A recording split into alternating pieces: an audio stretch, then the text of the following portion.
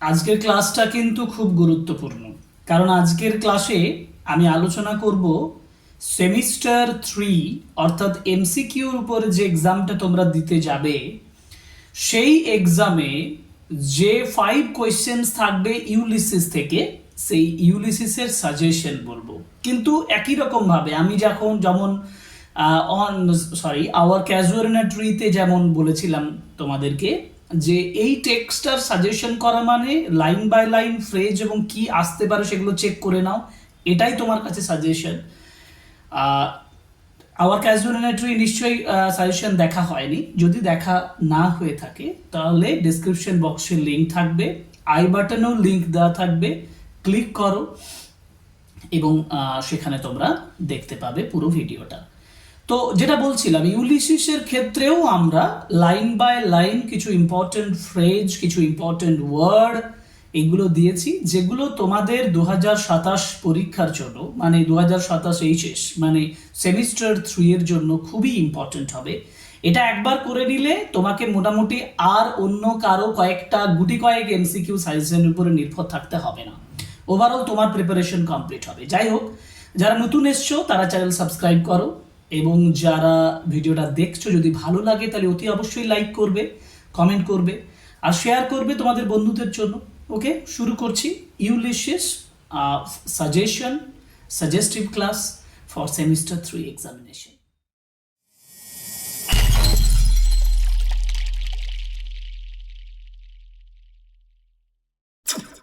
Ulysses Alfred Lord Tennyson এবং line by line MCQ master guide. তো line by line বলতে আমি তোমাদের প্রথমে 1 to 40 লাইন, মানে 1 থেকে 40 লাইন পর্যন্ত যেগুলো আছে সেগুলো আজ আলোচনা করব।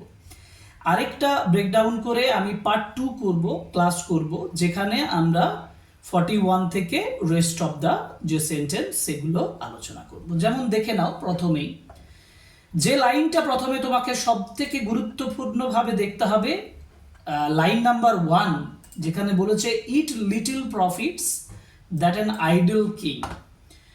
এই যে এই সেন্টেন্সটাতে যে মানে কোয়েশ্চেনটা থাকতে পারে সেটা হচ্ছে who is the speaker of this line, এই লাইনের স্পিকারকে? উত্তর হচ্ছে ইউলিসিস। আনসার দিয়ে দিয়েছি আমি, সেটাও তোমরা নোট করে নাও। What is the meaning of profits, প্রফিটসের মিনিং কি বলা আছে?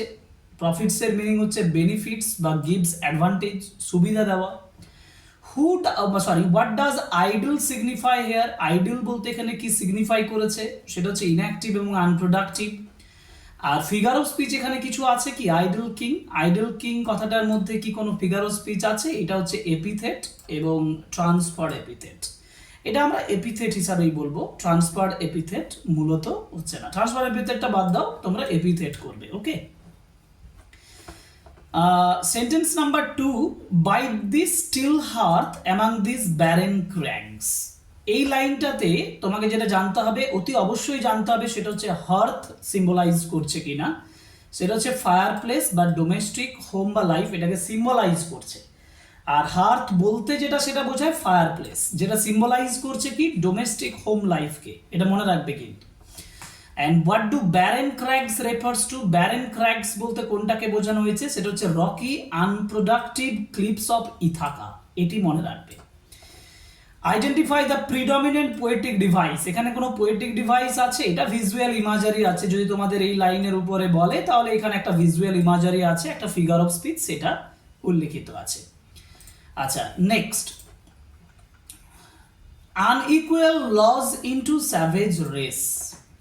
এখন প্রথম নাম্বার স্যাভেজ রেস, খুবই খুবই ইম্পর্টেন্ট একটা সেন্টেন্স। স্যাভেজ রেস বলতে কাদেরকে বোঝানো হয়েছে? এটা হচ্ছে আনরিফাইন্ড সাবজেক্টস, যেটা সিটিজেন্স অফ ইথাকা। সাবজেক্টস মানে প্রজা, ইথাকার যে সিটিজেন্স তাদেরকে বলা হয়েছে।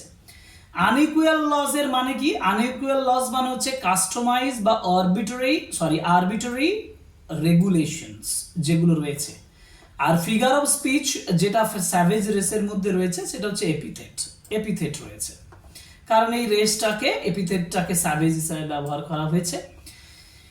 নেক্সট সেন্টেন্স হচ্ছে that hoard and sleep and feed and know not of me. কথাটা হচ্ছে এই যে হোড কথাটার, এই হোড কথাটার মানে কি? হোড কথাটার মানে হচ্ছে জমা করা, two store up, wealth selfishly. And কি রেটোরিক্যাল ডিভাইস, এটা হচ্ছে পলিসি ইনরিটেন রয়েছে, কিন্তু আমি বলবো যে এটা তোমরা অত গুরুত্বপূর্ণভাবে করবে না, এত জটিল কোশ্চেন তোমাদের দেবে না, ঠিক আছে। এই যে যেটা বলেছে না, that hoard and sleep and feed and, এই যে অ্যান্ডটাকে রিপিট করা হয়েছে না, এটাকে পলিসি ইনরিটেন বলে, রিপিটেশনস অফ অ্যান্ড, কিন্তু আমি তোমাকে বলছি এটা করবে না, এত জটিল পড়বে না। And what primary attitude of Ulysses does this reveal, এটা তোমাকে লিখতে হবে, সেটা হচ্ছে যে ডিসস্যাটিসফ্যাকশনস উইথ পিওরলি মেটেরিয়াল লাইফ, এই বাস্তবিক বস্তুগত জীবনের প্রতি তার যে ডিসস্যাটিসফ্যাকশন সেটা ধরা পড়ছে এই লাইনটার মাধ্যমে, that hoard sleep feed and know not of me, এই সেন্টেন্সটার মাধ্যমে। এবার আমরা আলোচনা করব ফিফথ এবং সিক্স লাইন, যেখানে বলেছে I can not rest from travel, I will drink life to the lees. Very very very important line, কারণ এখানে ম্যাটাফোর রয়েছে। এটা একটা তোমার কাছে যেমন গুরুত্বপূর্ণ সেন্টেন্স, ম্যাটাফোর মানে লাইফটাকে ওই যে ওয়াইন ড্রিঙ্কের সঙ্গে তুলনা করছে, তাই না? এবং লিজ কথাটার মানে কি? লিজ কথাটার মাধ্যমে হচ্ছে dregs or sediment at the bottom of a wine cup, মদের কাপের নিচে যেটা পড়ে থাকছে সেটাকে লিজ বলছে। এবং কি desire Ulysses, what desire of Ulysses is expressed here, সেটা হচ্ছে to experience life fully to its very end, জীবনের শেষ দিন পর্যন্ত পরিপূর্ণভাবে জীবনটাকে অনুভব করার কথা তিনি বলছেন। এবং আমি আবার বলছি, এই সেন্টেন্সটাকে তুমি কখনো অ্যাভয়েড করতে পারো না। All times I have enjoyed greatly, have suffered greatly. Syntax device, parallelism, antithesis. আবার বলছি, এটাকে তুমি অ্যাভয়েড করে যাও। যারা খুব ডিটেলসে, ভেরি ডিটেলসে চাইছো, তাদের জন্য আমি এইগুলো দিয়েছি বিশেষ করে, যেগুলো মানে গুরুত্বপূর্ণভাবে করতে হবে না, আমি সেগুলো বলে দিচ্ছি তোমাদেরকে, ঠিক আছে। আর যারা মনে করছো আরো ডিটেলসে করবো, তাদের জন্য এটা ঠিক আছে। এটা প্যারালেলিজম এবং অ্যান্টিথিসিস রয়েছে। And what contrasting aspects of life are highlighted, এখানে কোন বিপরীতধর্মী জীবনের অ্যাসপেক্টস দেখানো হয়েছে, সেটা হচ্ছে equal intensity of joy and suffering. Okay, কিন্তু আমি বলবো যাদের একটু সাজেশনটা লুজ সাজেশন করার ইচ্ছে আছে, তারা 6 নাম্বার এই লাইনটাকে একটু অ্যাভয়েড করতে পারো। পরের sentence, through scudding drifts of rainy Hyades, এখানে সব থেকে গুরুত্বপূর্ণ যেটা সেটা জানতে হবে, সেটা হচ্ছে এই রেনি হেডস এর কথাটা। আর স্কার্ডিং এর একটু সিনোনিম জেনে রাখা উচিত। স্কার্ডিং এর সিনোনিম যেমন বলেছে moving swiftly driven by wind, বাতাসের দ্বারা দ্রুত এগিয়ে যাওয়া। হেইডস বা হাইডস, যেটা হাইডস বলতে কি বোঝানো হচ্ছে, star cluster associated with stormy rain. আর ফিগার অফ স্পিচ কোনটা রয়েছে রেনি হাইডস এর মধ্যে, সেটা হচ্ছে মাইথোলজিক্যাল অ্যালিউশন, অবশ্যই অ্যালিউশন। এটা মনে রাখবে যে এই হাইডস এর অ্যালিউশন রয়েছে। অ্যালিউশন মানে reference to the historical past references, এবং কোনো একটা অতীত কোনো লেখার থেকে তুলেছে বা অতীত কোনো ঘটনার যখন রেফারেন্স তুলবে তখন সেটাকে আমরা অ্যালিউশন বলি। যেমন হাইডস এর তুলনা করেছে, হাইডস এর মাধ্যমে ওই যে স্টার ক্লাস্টার এটার মাধ্যমে বোঝানো হয়, এটা important. Next, I am become a name, সব থেকে বড় কথা হচ্ছে যে এইখানে কারেকশন অফ এররের উপর দিয়ে প্রচুর কোশ্চেন আমরা যখন আমাদের সেটগুলোতে আলোচনা করেছি তখন পেয়েছি। তোমরা সেটগুলো কি দেখছো? সেটগুলোকে দেখলে বুঝতে পারবে I am become a name common এররের উপরে দারুণ আসে, যে অ্যামটার উপরে তোমাকে এরর খুঁজতে দেবে, ঠিক আছে। ফিগার অফ স্পিচ কি আছে? এখানে ম্যাটাফোর আছে, কিন্তু আমি বলবো এটা দরকার নেই তোমাদের করা। I am become a name, আমাকে নাম এর সঙ্গে দরকার নেই। And what does this phrase become a name signify? এটাও অত ইম্পর্টেন্ট নয়। achieved or widespread fame or glory, এটা বোঝানো হচ্ছে যদি সিম্বলিক্যাল রেফারেন্সের উপরে পড়ে, যে আই এম বিকাম এ নেমের মাধ্যমে কি সিম্বলিক্যাল রিপ্রেজেন্ট করা হয়েছে, তখন তুমি করবে achieved widespread fame and glory।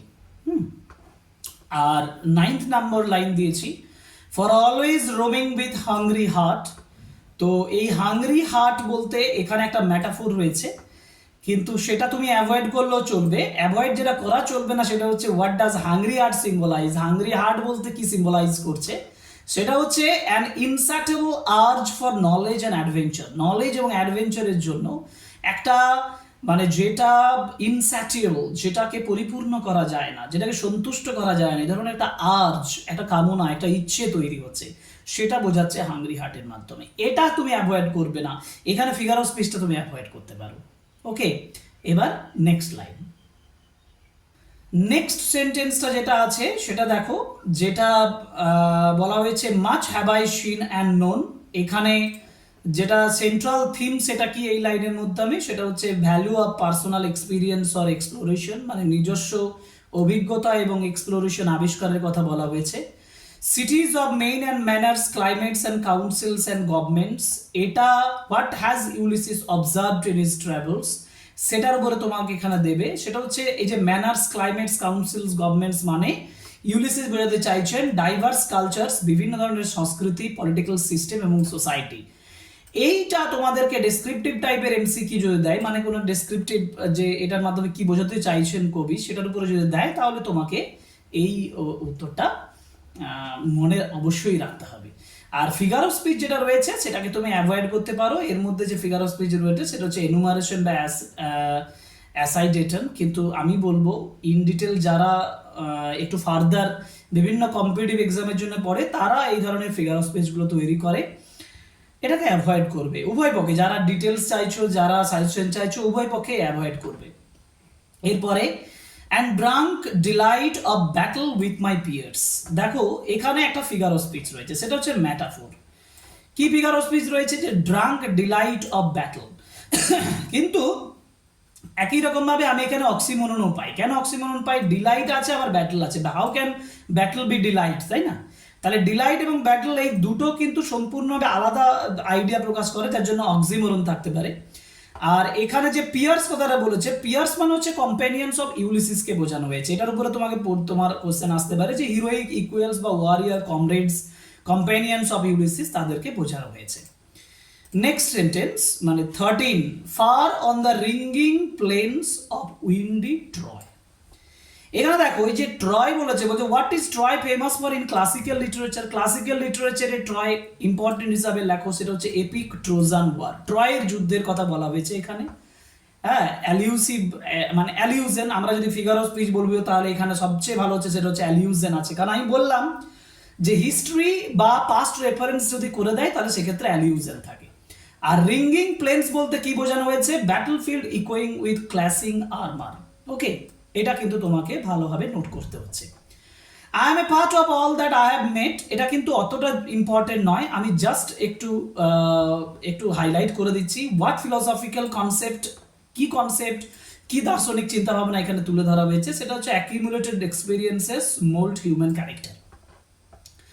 R figure of speech কি রয়েছে? ম্যাটাফোর রয়েছে। আমি এটাকে অতটা ভালোভাবে করার দরকার নেই, এটাকে একটু অ্যাভয়েড করতে পারো, একটু অ্যাভয়েড করতে পারো। Yet all experience is an arch where through, খুব ইম্পর্টেন্ট। কেন? আর্চের যে জায়গাটা দিয়েছে, আর্চ কার সঙ্গে কম্পেয়ার করেছেন? Arch framing the unseen future, এবং তার এক্সপিরিয়েন্সের সঙ্গে আর্চের তুলনা করেছে, তাই না? তাহলে এটা একটা ম্যাটাফোর রয়েছে, এটা ইম্পর্টেন্ট। ম্যাটাফোর এবং আর্চের মিনিং হচ্ছে যেটা ফ্রেমিং দ্য আনসিন ফিউচারটাকে দেখা যাচ্ছে যেটা। এরপরে 15 হয়ে গেছে, এবার আমাদের আসবে 16, gleams that untravelled world whose margin fades. এই সেন্টেন্সে what does the untravelled world signify? Untravel মানে unknown world, unexpected knowledge, unexplored knowledge যেটা আবিষ্কৃত হয়নি, ধরনের জ্ঞান, আর রিলম অফ ফিউচার। আর পোয়েটিক ডিভাইস, ভিজুয়াল ইমাজারি বা ম্যাটাফোর। ওকে, ভিজুয়াল ইমাজারি রয়েছে, কিন্তু পোয়েটিক ডিভাইস ইম্পর্টেন্ট নয়, ইম্পর্টেন্ট আনট্রাভেল ওয়ার্ল্ডটা। Okay, how dull it is to pause to make an end, এটা মানে what state of existence does Ulysses despise, Ulysses কোনটাকে ঘৃণা করছেন? তিনি বলছেন ডাল ইট ইজ টু পজ মানে স্ট্যাগনেশন, প্যাসিভিটি আর ইনঅ্যাক্টিভিটি, স্থিরতা মানে কাজহীনতা এবং প্যাসিভিটি, এটাকে তিনি এখানে ঘৃণা করছেন, ডিসপাইস করছেন। To rust unburnished, not to shine in use, একই যেটা স্ট্যাগনেন্ট, প্যাসিভিটি এবং ইনঅ্যাক্টিভিটি, এই আনঅ্যাডভেঞ্চারাস হিউম্যান লাইফ এটাকে রিপ্রেজেন্ট করছে। আর রাস্ট আনবার্নিশড এটার মধ্যে একটা ম্যাটাফোর রয়েছে, কারণ কম্পারিজন করা হচ্ছে জীবনের সঙ্গে রাস্টের, মানে একটা লোহার দণ্ডে, তাই না, যেটা রাস্ট লেগে আছে। জীবনটাও ঠিক তেমনি কি হচ্ছে, মানে ইনঅ্যাক্টিভ হয়ে যাচ্ছে, সেই জন্য এখানে একটা কম্প্যারিজন করছে। ঠিক আছে, পরের সেন্টেন্স চলে যাই। As though breathe war life, দেখো ব্রিথের সঙ্গে লাইফের তুলনা করেছে, ম্যাটাফোর আছে, কিন্তু ইম্পর্টেন্ট ওটা নয়। ইম্পর্টেন্ট হচ্ছে what idea is vigorously rejected by Ulysses. Ulysses কোনটা রিজেক্টেড করছেন, সেটা হচ্ছে mere physical survival is equivalent to true living. কোন আইডিয়াটাকে তিনি রিজেক্ট করছেন? তিনি বলছেন মিয়ার ফিজিক্যাল সার্ভাইভাল, একটা শারীরিক বেঁচে থাকা, এটা সত্যিকারের বেঁচে থাকার সমান, এটাকে তিনি নাকচ করছেন না। টু ব্রিথ ওয়ার লাইফ মানে নিঃশ্বাস নেওয়া মানেই জীবন, এটাকে তিনি নাকচ করছেন, এই আইডিয়াটার উপরে আসছে। Life piled on life were all too little, এখানে যেটা রয়েছে সেটা হচ্ছে হাইপারবোল মানে অতিরঞ্জিত করা হয়েছে, খুব ইম্পর্টেন্ট ফিগার অফ স্পিচ কিন্তু। Life piled on life were too little, hyperbole বা এক্সাজারেশন, অতিরঞ্জিত করা হচ্ছে। And what does Ulysses express here? Ulysses কি বোঝাতে চাইছেন? Multiple lifetimes are insufficient to gain all the knowledge, our life is too little to gain the knowledge, এটাই বোঝাতে চাইছেন। জীবনের উপরে জীবন মানে ওয়ান বাই ওয়ান লাইফ চলে এলো, কিন্তু সেটা তুচ্ছ আনএক্সপ্লোর ওয়ার্ল্ডটাকে এক্সপ্লোর করার ক্ষেত্রে। And every hour is saved from that eternal silence. Eternal silence বলতে কি বোঝানো হয়েছে? এটা ডেথকে বোঝানো হয়েছে, খুব ইম্পর্টেন্ট। আর ফিগার অফ স্পিচ কি রয়েছে? এটা ইউফিভিসিভ রয়েছে, এটা তোমরা অ্যাভয়েড করতে পারো, যারা ডিটেলসে চাইছো তারা লিখতে পারো। নেক্সট 22 সেন্টেন্স হবে। 22 সেন্টেন্সে যেটা দিচ্ছে সেটা দেখো যে this grey spirit yearning in desire. Grey spirit মানে কি? গ্রে স্পিরিট মানে হচ্ছে ageing body with youthful energetic soul, মানে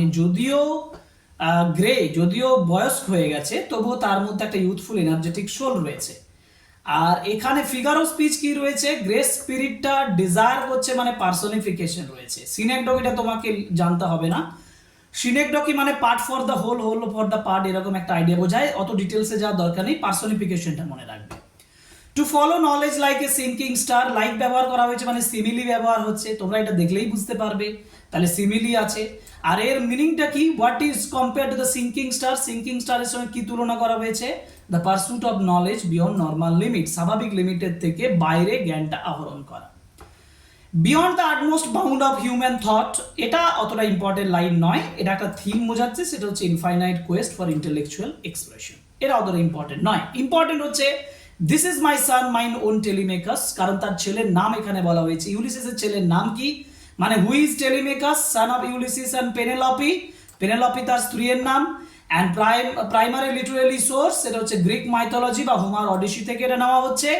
হ্যাঁ, এইটা ইম্পর্টেন্ট, জানতে হবে তোমাকে, অবশ্যই জানতে হবে।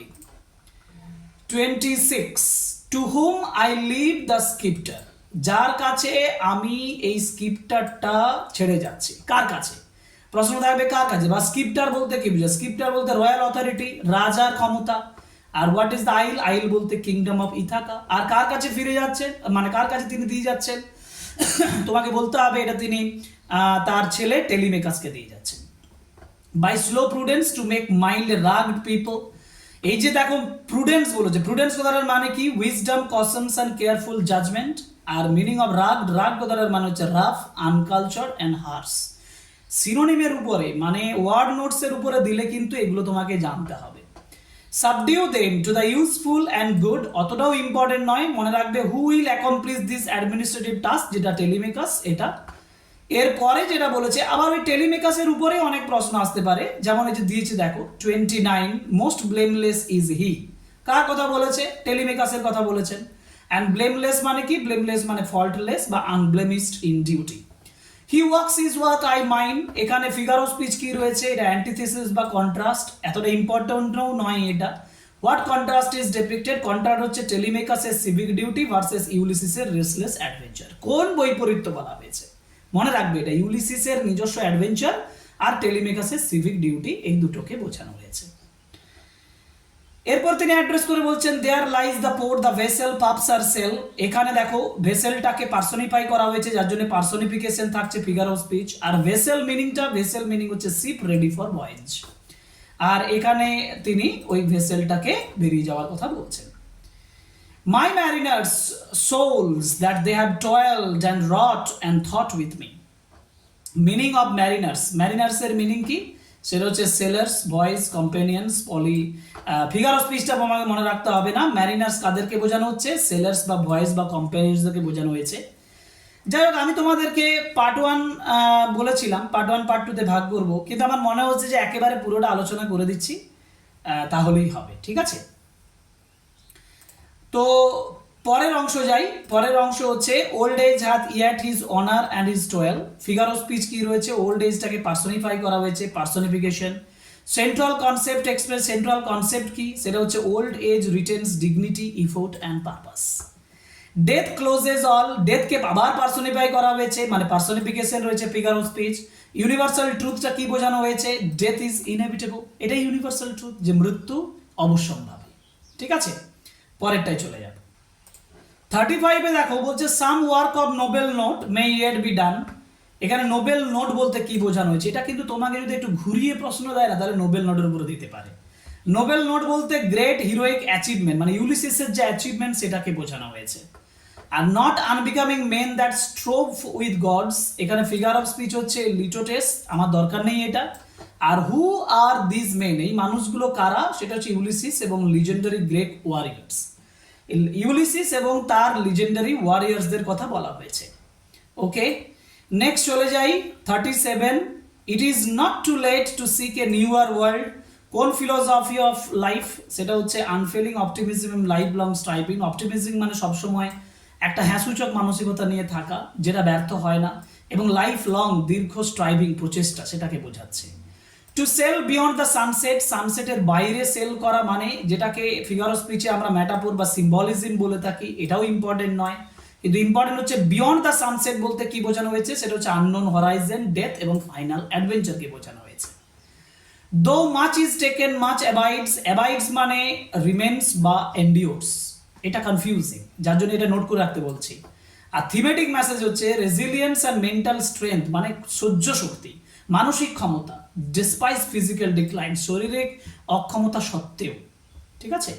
40 সেন্টেন্স 40-তে চলে যাব। To strive, to seek, to find and not to yield. Figure of speech কি আছে? প্যারালালিজম এবং ক্লাইম্যাক্স, কিন্তু ইম্পর্টেন্ট হচ্ছে ইয়েল্ড। ইয়েল্ডের মিনিং কি? Surrender or give up. আর সিগনিফিকেন্স ইন লিটারেচার সেটা হচ্ছে যে ভিক্টোরিয়ান রিজলভ এবং হিরোইজমকে প্রকাশ করছে। কিন্তু সব থেকে গুরুত্বপূর্ণ যেটা আমি উল্লেখ করিনি এখানে, সেখানে শূন্যস্থান পূরণের মতন দিতে হবে, মানে একটা শূন্যস্থান পূরণ করতে দিলে এটাকে মিসিং করে দিল বা এটাকে মিসিং করে দিল, তোমাকে লিখতে হবে, অর্থাৎ লাইনটা মনে রাখবে।